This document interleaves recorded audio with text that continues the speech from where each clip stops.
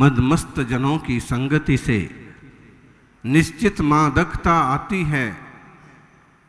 मदमस्त जनों की संगति से, मदमस्त समझते हैं गलत टाइप के लोग। मदमस्त जनों की संगति से निश्चित मादकता आती है, साधु संतों की संगति से निश्चित साधकता आती है। मुनि संघ को देख देख करके 100 से ज्यादा श्रावकों ने उपास कर लिए। किसी ने 10, किसी ने 16, किसी ने 32, किसी ने 5, किसी ने 3, और एक करने वालों की तो कोई गिनती नहीं है। किशनगढ़ की धरती पर 1000 से ज्यादा उपास हुए हैं इस बार पर्युषण में, अधिकतम निर्जल। तो मदमस्त जनों की संगति से निश्चित मादकता आती है, साधु संतों की संगति से निश्चित साधकता आती है। महावीर प्रभु ये कहते हैं, ये जिनवाणी में लिखा हुआ, मानव को पूजे कौन यहाँ मानवता पूजी जाती है। मानव को पूजे कौन यहाँ मानवता पूजी जाती है। मानव नहीं पूजे जाते हैं, उनमें जो मानवता है, उनमें जो साधकता है, उनमें जो श्रेष्ठता है, यानी पाटन जी की प्रशंसा इसलिए नहीं है कि समृद्धि है,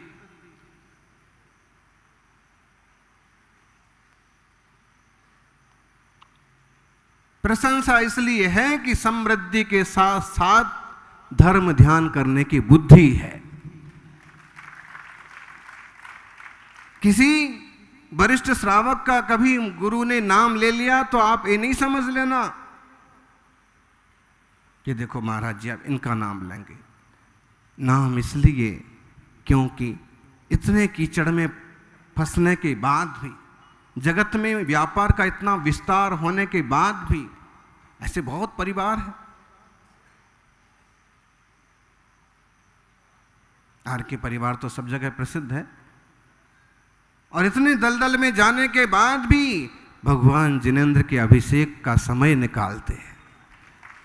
10 लक्षण में पर्युषण पर्व में एकासन करते हैं, उपास करते हैं, रोज की पूजा आराधना विधान करते हैं। गुणों की प्रशंसा होती है, मानव नहीं पूजा जाता है। मानवता, साधकता, उसकी श्रेष्ठता।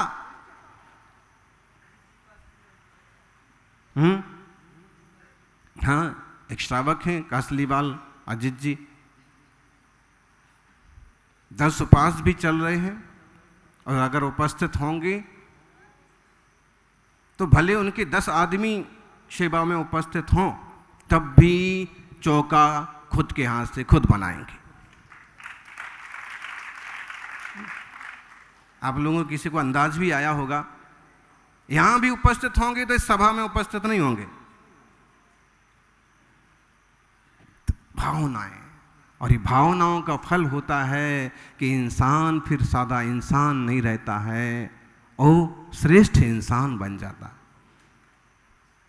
संस्कार काम आते हैं। लंदन वाले युवक कहां गए? अभी पाद प्रक्षालन कर रहे थे, सेठी जी के परिवार के। क्यों जी? वैद्य जी। हाँ, तो पाद प्रक्षालन कर रहे थे तो क्या किया, लोटे में हाथ डाला और उसमें से 4-5 बूंद पानी निकल आया, वो पांव पर डालने लगे। अब क्या करें, लंदन गए गए सब भूल गए। फिर किसी ने इशारा किया पूरा कलश उठाओ, फिर पूरा कलश उठाया, और जो बचपन के संस्कार थे पूरा कलश से बढ़िया हाथ फेर फेर करके पाद प्रक्षालन संपन्न किया। तो जो संस्कार तब मिले हैं माता पिता के, दादा दादी के, वो लंदन जाकर के भी छूटते नहीं हैं, कहीं ना कहीं काम आते हैं, उदय में आते हैं। इसलिए बच्चों को संस्कारित करें। आज उत्तम ब्रह्मचर्य का दिन है। 10वीं सीढ़ी पर ऐसे ही नहीं पहुंच जाते हैं। सबसे पहली सीढ़ी क्षमा, मृदुता, ऋजुता, सुचिता, सत्य, संयम, तप, त्याग, अकिंचन, और अंत में अकिंचन, कुछ भी मेरा नहीं, मैं किसी का नहीं। इतनी निर्मल साधना करने वाला साधक उत्तम ब्रह्मचर्य को उपलब्ध होता है। अहो, तीर्थंकर महावीर स्वामी का ब्रह्मचर्य, कहते हैं ध्यान में जब बैठे थे तो अप्सराएं आकर के नृत्य करने लगी, गाने लगी, नखरे करने लगी। प्रभु ने आंख खोल के भी नहीं देखा। वासु पूज्य स्वामी प्रथम बाल ब्रह्मचारी तीर्थंकर, माता पाटल देवी, पिता वसु पूज्य, चंपापुर का जैसा बड़ा राज्य, अंग देश के राजा के बेटे, खूब आग्रह किया, सैकड़ों कुमारियों के निवेदन आ गए, लेकिन उन्होंने कहा आत्म कल्याण सबसे मुख्य है।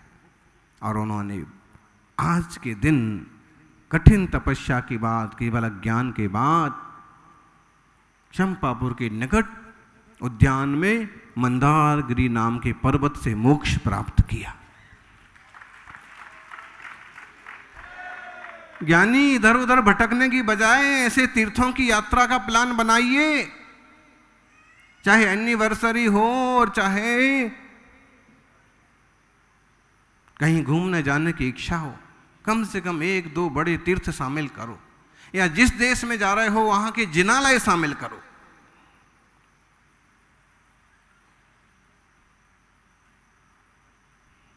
ब्रह्मचर्य कितना महत्वपूर्ण है। त्रिलोक पूज्यम हवे बम भम, त्रिलोक पूज्य है ब्रह्मचर्य व्रत। मन वचन काय से, कृत कारित अनुमोदना से अपनी विकारी भावनाओं पर कंट्रोल रखना।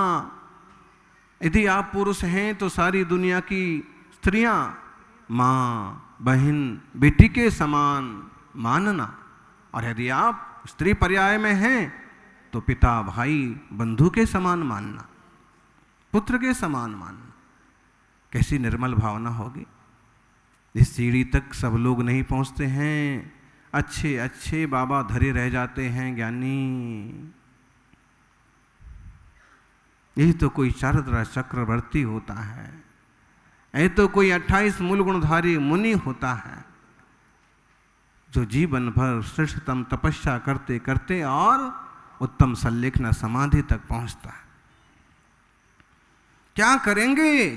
घास फूस जे खात हैं तेने सतावे काम। अरे जानवर जो घास फूस खाते हैं उन्हें भी काम वासना सताती है। घास फूस जे खात हैं तेने सतावे काम, सट रस व्यंजन जे करें तिनकी जाने राम। रोज रोज मनमाना खाना खाते हैं, छठ रस व्यंजन खाते हैं, ऐसे लोगों को तो भगवान ही जाने कि इनके परिणामों का क्या हाल होगा। इसलिए भोजन पर भी कंट्रोल हो, न पातुला शुद्ध घर का, इधर उधर का खा। फूड पॉइजन, जब फूड से पॉइजन हो सकता है और आदमी मर सकता है, तो फूड से वासनाएं भी तो भड़क सकती हैं, परिणाम भी तो बिगड़ सकते हैं उल्टा सुल्टा खाने से। भोजन पर कंट्रोल होना चाहिए। ब्रह्मचर्य व्रत की 5 भावनाओं की चर्चा उमा स्वामी ने की। स्त्री रागत कथा श्रवण तन मन वहारांग निरीक्षण व्रस एष्ट रस शरीर संस्कार त्यागा पंच। बोले स्त्रियों में राग बढ़ाने वाली कथाएं मत करो। अब कथा करने की जरूरत नहीं पड़ती है, एक मोबाइल लेके बैठ जाते हैं और जो देखना है, जो सुनना है, सब हाजिर है। वो सुनते ना आप लोग, एक जिन्न हुआ करता था, जिन्न को सिद्ध करना पड़ता था, और अलादीन का चिराग होता था और उसमें मंत्र फूंका कि जिन्न प्रकट हो जाता था। ये मोबाइल भी एक जिन्न है। इसको आपको ज्यादा कोई सिद्धि नहीं करना है, बस रुपए खर्च करना है और आपके हाथ में आ जाएगा। और चाहो इससे जो खटकर्म कर लो, और चाहो तो इससे सत्कर्म भी कर लो। लेकिन सत्कर्म कम लोग कर रहे हैं, खटकर्म ज्यादा करते।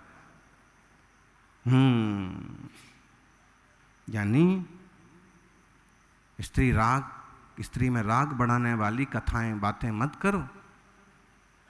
और कभी ऐसे भाव हों तो कभी अपनी बहन बेटा का भी विचार करो, आज क्या क्या कर्म हो रहे हैं।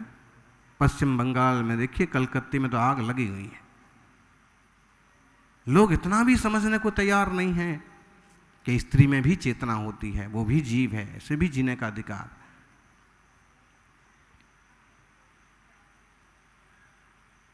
स्त्री राग कथा श्रवण, तन मनोहर अंग निरीक्षण, उनके मनोहर अंगों को देखना। अब ऐसे देखो ना देखो, मोबाइल पर कौन पूछ रहा क्या कर रहा है? हाँ? ये इतना, सबसे 7 व्यसनों में सबसे ज्यादा खतरनाक व्यसन कौन सा है जी? बच्चे लोग बताइए, विद्यापीठ वाले, आप लोग अच्छे हैं, मोबाइल के चक्कर में नहीं पड़ते हैं। अशोक जी, अगर सही विचार किया जाए तो सारे व्यसन एक तरफ रखो और मोबाइल एक तरफ रखो। एक मोबाइल में सारे व्यसन समाहित हो जाएंगे। और अगर सदुपयोग करना है तो एक मोबाइल से पूरे सम्मेद शिखर की यात्रा हो जाएगी। यहीं बैठे बैठे वासुपूज्य भगवान के चरणों का स्पर्श हो जाएगा। मंदारगिरी सीधा क्या होता है? सैटेलाइट होता है ना, सैटेलाइट पर सेट करो और आपको सीधा मंदारगिरी का मंदिर दिख जाएगा। लेकिन कौन देखे?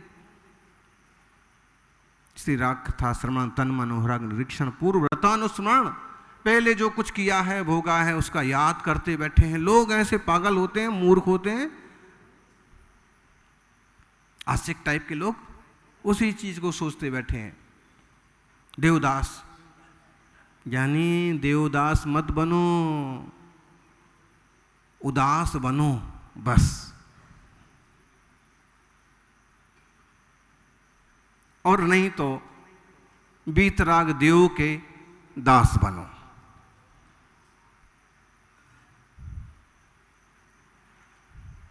पिक्चर वाले देवदास मत बनो।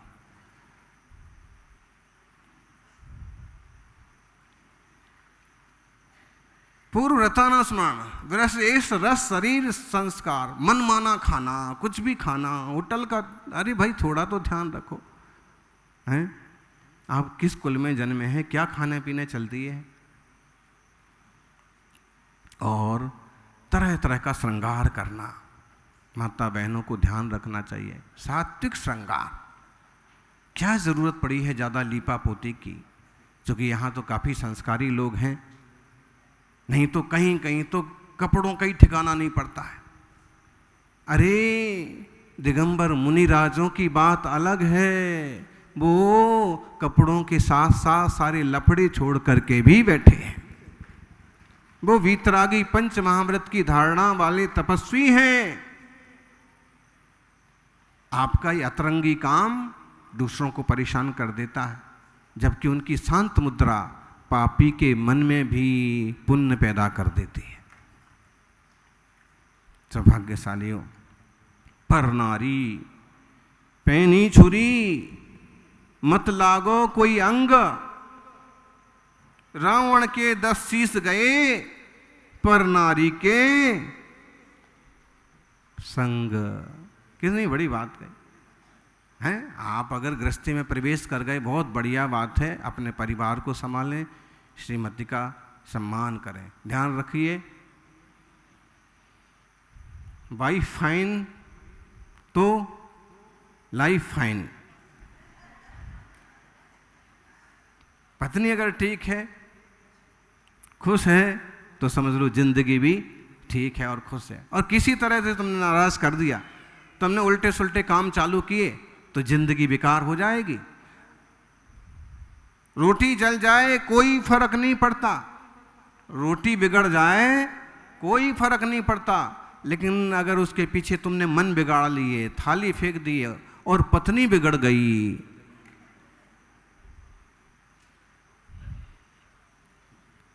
मातृशक्ति का सम्मान करना सीखो। एक दिन पन्न पुच्छा का कार्यक्रम था, अशोक जी सुशीला जी दोनों ही उपस्थित थे। प्रश्नकर्ता उस दिन 2 ही थे वो गांव में। हाँ अच्छा, उसके पहले दांतरी। तो इनने प्रश्न क्या पूछा, देखो कैसे आप कैसे अपनापन दिखा सकते हैं। कैसे सम्मान जता सकते? इनने प्रश्न पूछा। अब घरवाली तो पास में ही बैठी है, दोनों ही प्राणी उपस्थित। बोले महाराज जी, हमारा ऐसा कौन सा पुण्य है कि हमको इतनी बढ़िया धर्मात्मा सुशीला मिली है, सुशील समझदार सबको लेके चलने वाली पत्नी मिली। अब इसमें देखो आप, अगर आम लोगों की तरह से देखें तो ऐसे लगेगा कि गृहस्थी का राग है। अब गृहस्थ है तो गृहस्थी का राग तो होगा, लेकिन अगर थोड़ा सा ऊपर उठ के देखें तो इसमें 2-3 चीजें छुपी हुई हैं। आपको अपने परिवार के प्रति कितना अपनापन है, आप अपनी श्रीमती को कितनी तवज्जो देते हैं, आप उनकी उपस्थिति में क्या फील करते हैं। जरूरी है आप गृहस्थी हो। आज जब हम उत्तम ब्रह्मचर्य की बात करेंगे तो मन वचन काया से सब त्याग हो जाएगा, लेकिन गृहस्थी वाला व्यक्ति का यही उत्तम ब्रह्मचर्य है, यही ब्रह्मचर्य व्रत है कि माता पिता की समाज की आज्ञा से जो परिवार बना है, पति पत्नी बने हैं, वे एक दूसरे का मान सम्मान करते हुए, धर्म ध्यान करते हुए निरंतर श्रावक धर्म में आगे बढ़ते रहे।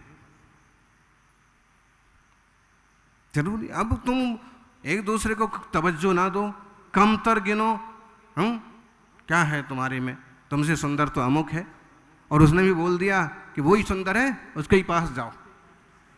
फिर जब पता है जीना यहां बोलो, तो फिर फिजूल में दिमाग क्यों खराब करते हो? नहीं, चूंकि आप सब संस्कारी लोग हैं, लेकिन ये आवाज दूर दूर भी जा रही होगी। हमारा भाव ये है कि जो अच्छा सा परिवार छोटा बड़ा बना है, उसका पूरा पूरा आत्मीय ढंग से निर्वहन करो, सम्मान करो। और देखो, एक अच्छे परिवार में सब कुछ संभव होता है। अभी वो कह रहे थे निष्प्रह सागर जी के परिवार के संजय जी, अब एक अच्छा परिवार, संस्कारी परिवार बन गया तो दादा की पिता की समाधि भी हो गई। बच्चों को, बहुओं को, पोतों को सब समझ है कि ये मार्ग है और इस ढंग से जीवन के अंतिम क्षणों में किया जाता है। और अगर वो संस्कार ना होते तो घर के लोग विरोध में खड़े हो जाते हैं। क्या जल्दी पड़ी है, तुम अस्पताल नहीं ले जा सकते, तुम खर्च नहीं करना चाहते, तुम माँ बाप को घर में नहीं रखना चाहते, इस टाइप का माहौल बना देते हैं। अरे वो हम सेवा कर ही रहे हैं, जब तक सेवा से वो संभले हैं तब तक सेवा कर रहे, और उनका भी मन है, हम क्यों नहीं उनके मन में सहयोगी बने। क्या आप ठीक है बाबूजी, अब आपकी जो भावना है उसे पूरा करो, हम आपकी उत्तम सल्लेखना समाधि करवाएंगे। ये एक अच्छे परिवार के बिना ये संभव नहीं हो सकता है। वो लंदन वाला लड़का सबके साथ बढ़िया से पाद प्रक्षालन, अगर वो संस्कार आगे पीछे के ना हो ना, दिगंबर मुद्रा देख के ही बिचकने लग जाएंगे। ऐसे थोड़े होता है, ऐसे इस युग में थोड़े होता है। ऐसे तर्क वितर्क, आज की पीढ़ी तर्क वितर्क करती है, लेकिन वो संस्कार होते हैं। बेंगलोर से विनोद सेठी का परिवार, अशोक जी की बेटी शायद, उनके साथ अच्छे 2 किशोर, तो हमने उनको इंग्लिश की पुस्तक दी। इंग्लिश की पुस्तक ले तो ली, लेकिन साथ में माँ थी उनकी, उनने कहा महाराज जी हमारे बच्चे, इंग्लिश तो आती है, लेकिन हम सबको, बच्चों को भी पूरी हिंदी भी आती है, पूजा भी आती है, और हम लोग अपने जो मुनिराज बंगलोर में आते हैं उनका भी अपने घर में पड़गाहन करते।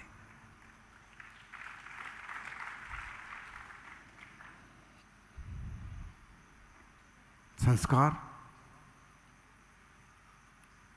मुनि को मुनि मानने का भाव बने रहे, वीतराग प्रभु को सर्वश्रेष्ठ सर्वज्ञ वीतरागी अरहंत मानने का भाव बना रहे, जिनवाणी को जिनवाणी मानने का भाव बना रहे। मुझे लगता है जिंदगी में इससे बड़ा और कोई सौभाग्य नहीं हो सकता।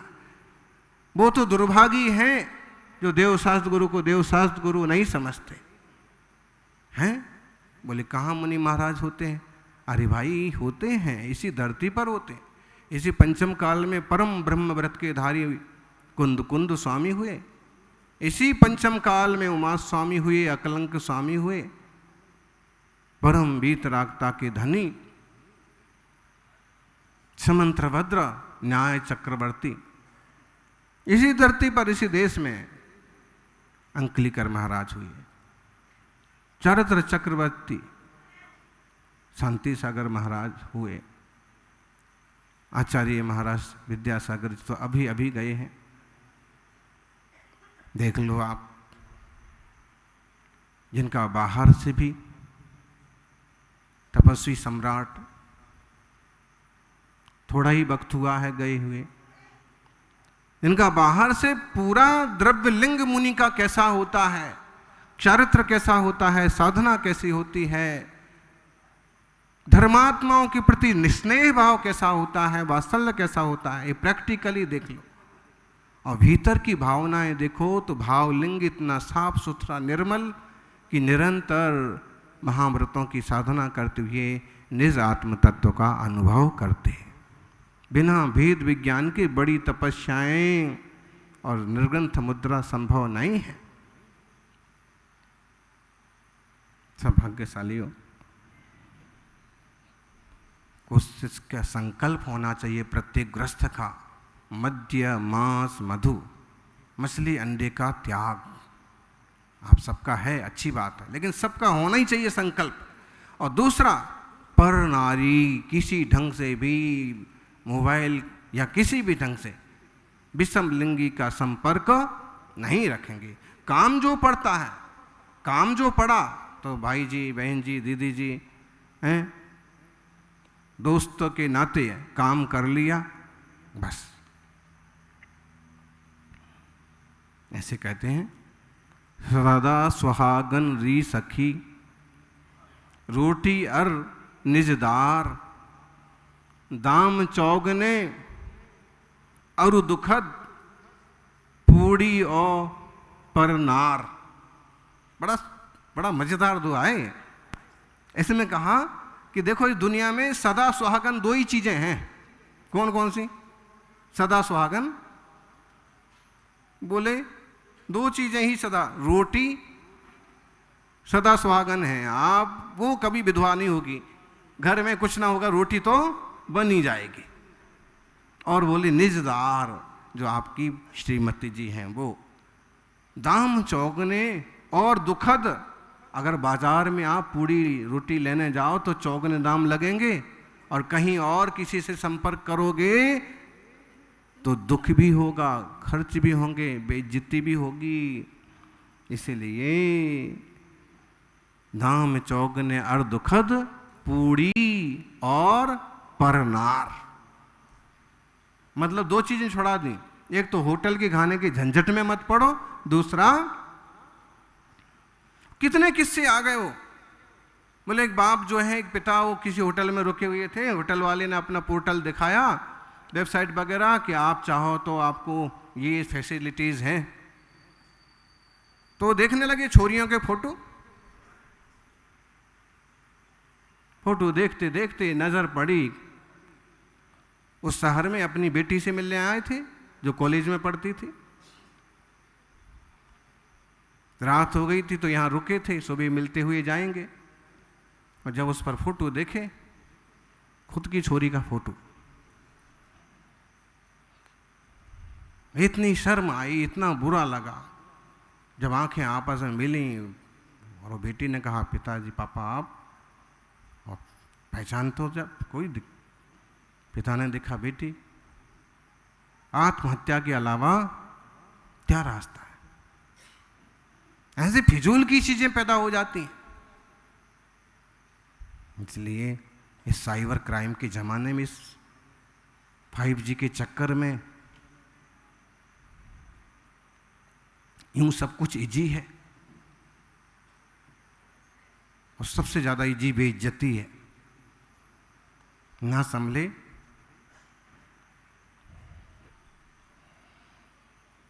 इसलिए कहते हैं, मन जाए तो जान दे, तू मत जाए शरीर। मन कभी ऊंचा नीचा हुआ कोई बात नहीं, लेकिन शरीर को संभाल ले। उतरी धरी कमान तो कहाँ करेगा धीर।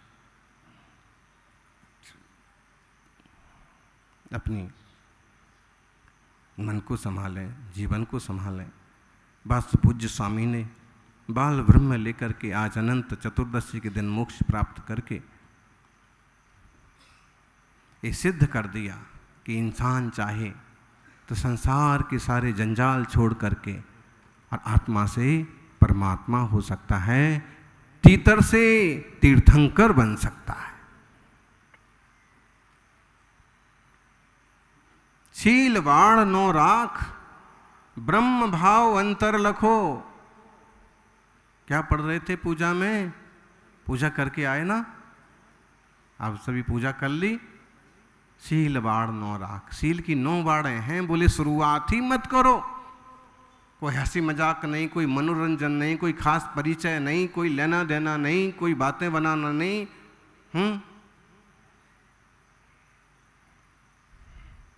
तुझको ना देखूं तो जी घबराता है। ये तो 10 उपवास करने के बाद भी जी नहीं घबरा रहा है। और ये गाने वालों का जो है वो बस इतने ही से जी घबराने लगा। और मान लो वो शेर की पर्याय में बन के आ जाए तो क्या होगा फिर? होता है। आप सुकुमार स्वामी का चरित्र पढ़ो।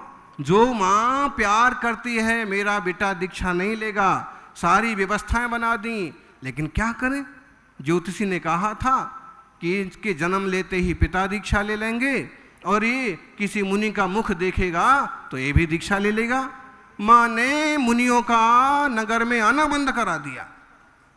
बेटे के लिए सैकड़ों रिश्ते लाके रख दिए। बंदिश टोटल, महल के बाहर नहीं जाएगा। लेकिन एक बार महल की छत के ऊपर से देखा एक दिगंबर मुनि। धाय माँ से पूछा ये कौन है? धाय माँ ने पहचान लिया। उन्होंने कहा ये दिगंबर मुनि है। मुझे इनके प्रति अपनापन क्यों लग रहा है? ये तुम्हारे पिताजी हैं, इन्होंने दीक्षा ले ली थी तुम्हारे जन्म के साथ ही, और ये तप करते हुए आज इधर निकले हैं, पहली बार इस तरफ आए। जैसे ही ये दृश्य सहदेवी रानी की नजर में आया, भयंकर क्रोध आया। ये मुनि नगर की तरफ कैसे आ रहे हैं? मैंने बंदिश लगवाई है, मेरे इस हाउस के आसपास कोई नहीं आना चाहिए।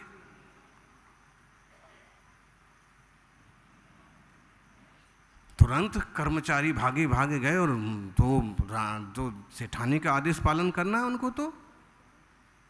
और कर्मचारी कोई नए भी होते हैं, पुराने भी होते हैं। उनने मुनिराज को हाथ पकड़ के और जंगल का रास्ता दिखा दिया। वो धाय माथे जोर जोर से रोने लगी। सुकौशल ने कहा कि इतना रोती क्यों हो? बोले जो इस पूरे हवेली के मालिक, तो यहाँ के नगर सेठ आज मुनि बनने के बाद अपने बेटे की सुरक्षा में इस माँ के, उनकी पत्नी के ऐसे भाव हो गए कि उन्हें नगर से ही धक्का देके, पहले तो इनके पति, फिर नगर सेठ, और सबसे बड़ी बात दिगंबर मुनि। कहते हैं इन सब चीज़ों से वैराग्य हो गया। वैराग्य तो था ही, मुनि के दर्शन से वो चल पड़े और कैसे उतरे, अपनी ही रानियों के साड़ियाँ बांध बांध करके चुपके से उतर के रात को चले गए और उन पिता और गुरु के पास दिगंबर मुनिराज की परम पवित्र पर्याय स्वीकार कर। इतनी सुंदर कन्याओं का भी लोभ उन्हें रोक नहीं पाया।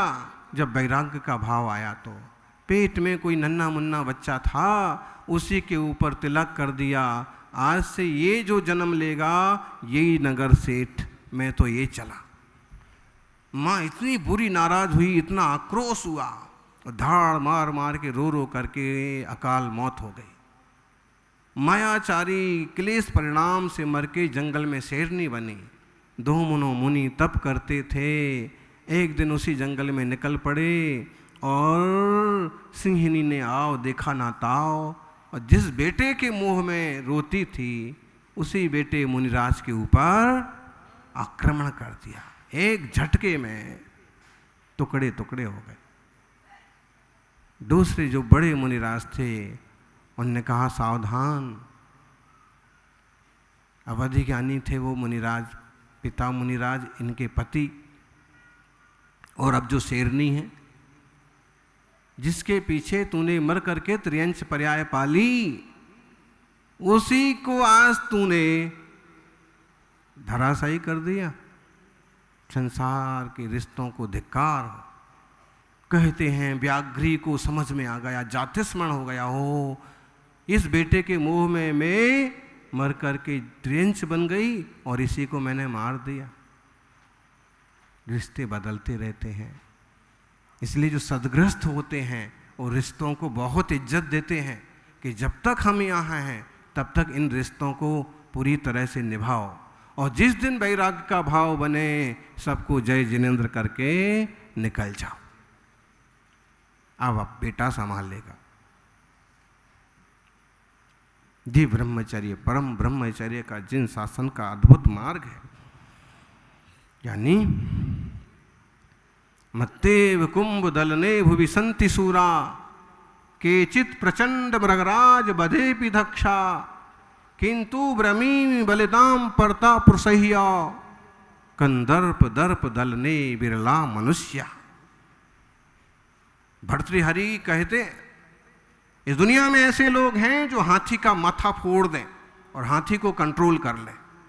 इस दुनिया में ऐसे भी पहलवान हैं कि शेर को भी पछाड़ दें, लेकिन ऐसे दुनिया में ऐसे लोगों के दर्शन दुर्लभ हैं जो काम वासना को जीत करके मोक्ष मार्ग में लग जाएं। बहुत सूर हैं, लेकिन वीतराग भाव और काम वासना को जीतने वाले अच्छे अच्छे सरक जाते हैं जी।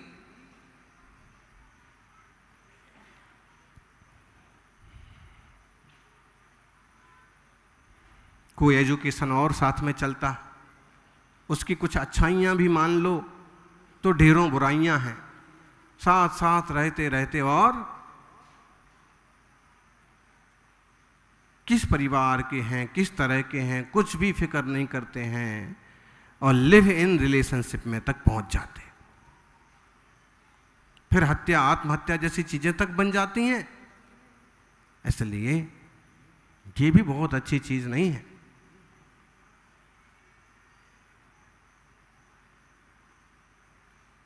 हम तो क्यों कहेंगे कि बच्चों की शादी कर दो, लेकिन मार्गदर्शन के नाते इतना कहा जा सकता है कि 22-25 के होते ही बच्चों को ठीक ठिकाने सही सही परिवार में जोड़ दो, ताकि आगे से कुछ समस्याओं से तो बचा जा सके। मोबाइल कितने दोस्त बन गए, और मोबाइल के जो दोस्त होते हैं वो कहीं और कभी काम नहीं आते, लेकिन सिर्फ होते हैं ऑनलाइन फ्रेंड्स। लेकिन जब बीमार पड़ते हैं तो काम कौन आता है? अपने ही माँ बाप, आसपास के लोग। इसलिए एक चंपत राय जी हुए बैरिस्टर, काफ़ी पढ़े लिखे और जवानी में हैंडसम थे। देश में धर्म के प्रति अच्छा रुझान था, तो इंग्लैंड अमेरिका में बैरिस्ट्री वगैरह करने गए तो वहाँ पर भी थोड़ा थोड़ा दिन धर्म का प्रचार प्रसार करते रहते थे। एक दिन रेल यात्रा के दौरान एक सुंदर युवती उनके पास बैठ गई। उनकी एकदम बढ़िया मूंछें, कन्हैया लाल जी जैसे, और तना हुआ गठा हुआ भारतीय शरीर। उसने उनको कहा, क्यों ना हम और आप साथ साथ रहें। युवावस्था, उनने उसकी तरफ देखा भी नहीं। उसने फिर कहा, मेरा भी कोई नहीं है, मेरा अमुक काम है, अमुक जगह घर है, और आपसे भी ऐसे लगता है कि जैसे आपका भी कोई नहीं है। तो भी उनने कुछ नहीं कहा। उसे ऐसे डाउट हुआ कि आदमी बहरा है क्या। से उनसे पूछा कि आपको मेरी बात सुनाई पड़ रही है? तो अभी कुछ नहीं कहा। तो कहा कि आप बहरे हैं क्या? तो अभी उन्होंने कुछ नहीं कहा। इतने में रेलवे पर उतरने का वक्त भी आया और टीटी भी आया। टीटी ने कहा कि साहब टिकट। उन्होंने कहा ये मेरा टिकट है और मेरा स्टेशन भी आ गया है। महिला मुंह देखती रह गई कि आदमी बहरा नहीं है, लेकिन वासना से बचने के लिए बहरा बन गया। कुछ जवाब सवाल करते आगे का जंजाल पैदा होता, बात से बारात निकल जाती है। कहां से शुरुआत होती है जी अशोक जी, विनोद जी? पहले शुरुआत नहीं, बोले बात चला रहे हैं। अब हम बात चला रहे हैं, बेटी बड़ी हो गई है, अब वहाँ बात चला रहे हैं। और बात चलाते चलाते एक दिन बारात चलाने का वक्त भी, बात से बारात हो जाती है। इसलिए फिजूल की बातों में मत जाओ। जितनी जरूरी है, जो जरूरी है उतनी बात कर लो, उतना समझ लो, समझा दो।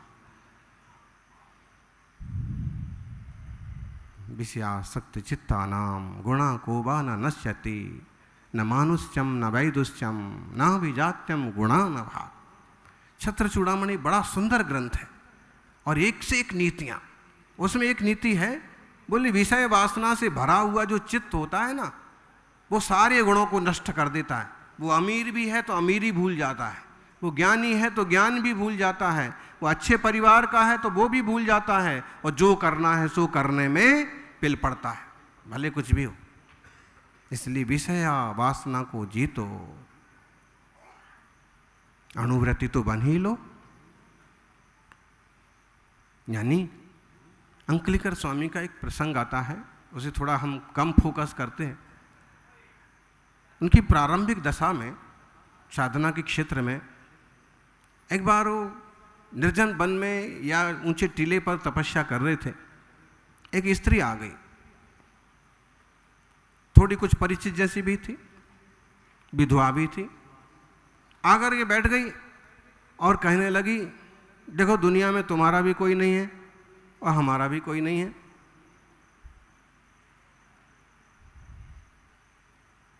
क्यों ना हम साथ में रह लें। उन्होंने कहा कि दुनिया में सब कुछ सुलभ है, लेकिन ब्रह्मचर्य व्रत सबसे दुर्लभ है। इस व्रत की रक्षा करो। शील सबसे दुर्लभ है, आपकी शील की रक्षा करो। लेकिन उसको बुखार चढ़ा हुआ था। उसने कहा ना, मुझे तो आप जैसा साहसी, सूरवीर, संकल्पी बच्चा चाहिए। मैं चाहती हूं कि मेरे जैसा सुंदर बच्चा हो और आपके जैसा साहसी, संकल्पी। उन्होंने कहा अगर उल्टा हो गया, मेरे जैसा असुंदर, तब कर करके शरीर यूं ही असुंदर हो जाता है। मेरे जैसा असुंदर हो गया और तुम्हारा जैसा बेवकूफ हो गया, इसलिए संसार के जंजाल में मत पड़ो, सीधे रास्ते चलो। उसने कहा ना,